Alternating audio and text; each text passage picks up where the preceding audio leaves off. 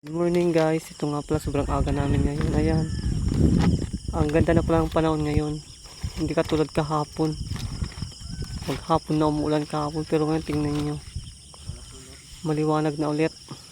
Ayan, ito na yung daungan namin. Medyo lumalim pala ulit yung tubig.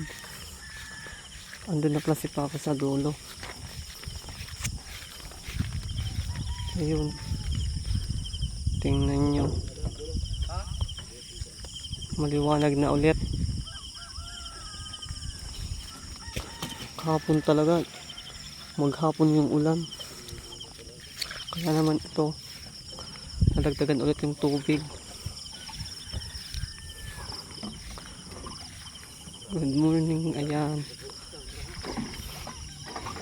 ayun, tinatanggalan na ng tubig yung motor.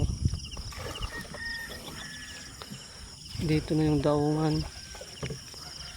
Ayun, sobrang aga. Alam nyo guys, sobrang hirap i-predict ng panahon kasi kahapon lang sobrang ulan. Ang daming ulap dito kahapon, tapos ang ginaw-ginaw, tapos yung tingnan nyo naman, parang walang nangyari.